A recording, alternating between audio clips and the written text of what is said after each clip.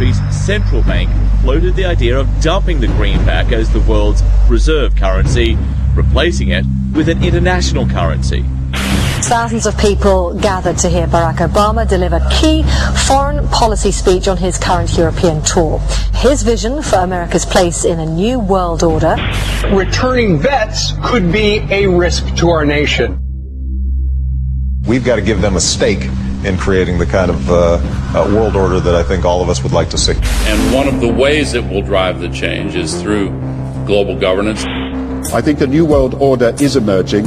This is a hoax and a scam which is designed to transfer wealth and power from the private sector to the government sector and from the government of the United States to a world government.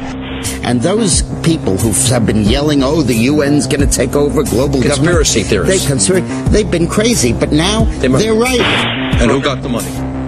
Hundreds and hundreds of banks. Any bank that has access to the U.S. Federal Reserve's discount. Tell us who they are. No. You know, financial terrorism. They have the ability to tweak the knob. I am proposing that the Federal Reserve be granted new authority. The ultimate goal of the carbon tax and the cap and trade is to destroy production. This energy tax is the largest tax increase in American history. We're actually creating a global warming police. So number one, they can come in, the federal government can come in and inspect your house and send you the bill. We're setting up a global warming Gestapo. One of the things that if you talk to our generals, they are desperate for is a civilian counterpart to our military forces. I am fierce. And this is what I wear.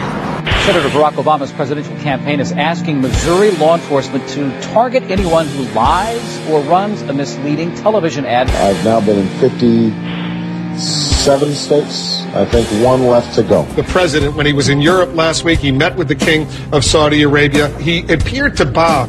President Obama today proposed something new, something called prolonged detention. Pre-crime is where people are arrested and incarcerated to prevent crimes that they have not yet committed.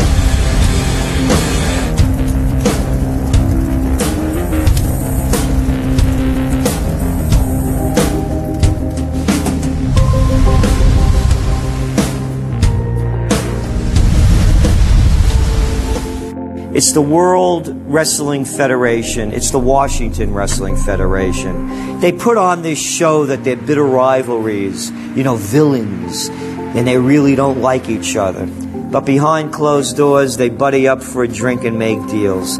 Both the Republican and Democratic parties are owned by the same global elites.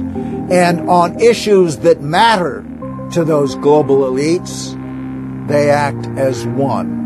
They've wrapped themselves in the American flag, and they've talked about preserving American heritage and principles, and all the while they're working to merge us into a new world order where our sovereignty will be destroyed. We'll lose all connection with our American heritage. With Bush, you knew exactly what you were getting. It was there was no iron fist in a velvet glove. It was just the iron fist. Whereas with Obama, you've got the velvet glove and the iron fist. A very sharp guy, very smooth, knows exactly what he's doing. For that reason, far more dangerous than Bush. Well, at the end of last year, I was willing to give Obama the benefit of the doubt. I thought it was premature to write this guy off. But now that he's been in office for a while, it's obvious that he is very tight with the Goldman Sachs and J.P. Morgan's on Wall Street, and he is extremely compliant and pliant to the wishes of the large banks, going back to what we saw with Robert Rubin under the Clinton administration, changing laws in favor of the banks. And he's not doing anything to stop the banks. He's helping the banks continue to do what they were doing under Bush. So, in fact, he's just a continuation of Bush on the subject of markets and finance, which is the most important part of his policy right now. People who voted for Obama wanted real change, and they're getting platitudes, they're getting a lot of nice talk, but nothing in the way of concrete change is taking place. In this town, business as usual. There's one puppet master that controls the left, and there's the same puppet master controls the right. They control the Republican Party, and they control the the Democratic Party. This is not a party issue. This is not a left-right issue. The question is, who should government serve? And it should serve the people. In fact, government is just a tool of the dominant minority that uses economics and government law to enforce upon the public various mandates. The right-left paradigm in the U.S. and in U.S. politics is taken directly from the commercial world and the corporate world. In the business world, you have Coke, Pepsi.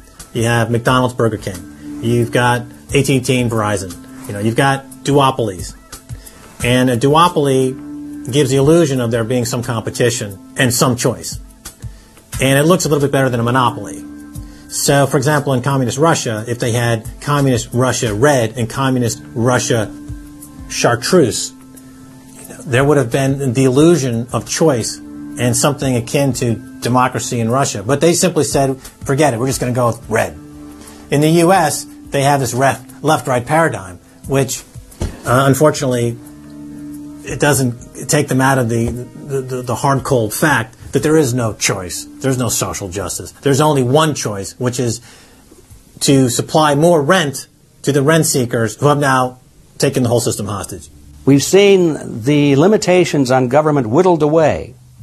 We have seen this erosion to the point where today it seems like nobody does care. And right now in Washington, D.C., we have seen a fall of the republic. If the United States doesn't have its Bill of Rights and Constitution, it doesn't exist anymore. It's just more real estate, more dirt. And that's what these global corporatists want. They want to completely dismantle the Bill of Rights and Constitution, and they're doing that right now. This is the fall of the republic. Our nation is dying. We, the people that live in this fine country, need to stand up, get involved, and take the system back. It's the Bill of Rights and Constitution that we owe allegiance to, not to a political party, and not to politicians that wrap themselves in the red, white, and blue, while at the same time they destroy everything that sacred flag stands for. So in the old days, you used to have this globe that with 180 some odd countries, and a few of those countries had a lot of power, like the Soviet Union, the United Kingdom, and the United States at various times. But today, you might better look at that globe and say that it's surrounded by huge clouds swirling around the planet. They know no national boundaries. They don't follow any specific sets of laws, and these are the big corporations. They basically control politicians around the world because they have all the money, and politicians always need money to get elected or to run their governments if they're not democratically elected politicians. They control the mainstream press, either through outright ownership or advertising budgets. They have massive amounts of lobbyists in Washington that have tremendous influence on our president and Congress. And they really are calling the shots. They form partnerships with the Chinese and the Taiwanese and the Tibetans, or with the Israelis and Arab nations, with Brazilians and Indians, with whatever country and whatever group of people has resources that they covet. And so for the first time in history, we really have this new form of an empire. Barack Obama is a puppet of the New World Order to bring in a World Bank, to destroy the economy of this country, and to bring in global governance. And no matter how likable the fellow is, we as citizens of this country need to stand up and say no. We have to stand up to preserve a republic here and a rule of law, which is under dire threat. We don't want to live under a world government of the corporations, by the corporations, and for the corporations. I don't want to believe it, and that's probably what holds me back on it, but I'm certainly seeing enough indication that it could be true. Absolutely, because they're always talking about Mexico and the United States and Canada ending up like Europe. And there's things done politically that seem to take us in that direction. And so I think it's incumbent upon all of us as American citizens to pay attention. This move to world government is not about roses and happiness and peace and in a better life. It's about enslavement. They said in their own writings, from the earliest times to the present, the world they're bringing in is to be a world where everyone who is born, or would be allowed to be born, would be born to serve the state. That would be their sole function. That's if they had a job for you to fulfill or a need for you.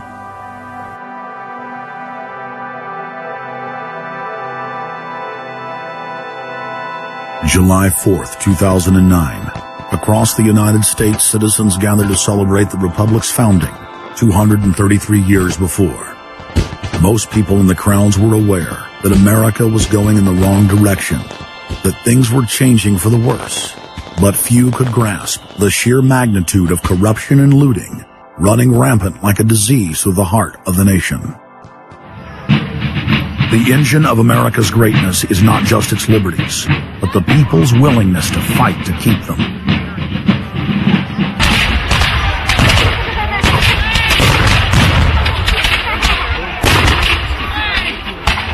Hundreds of other nations have had much larger populations and greater resources, but have never produced 1/10 of the wealth, science, and art that the United States has. Why?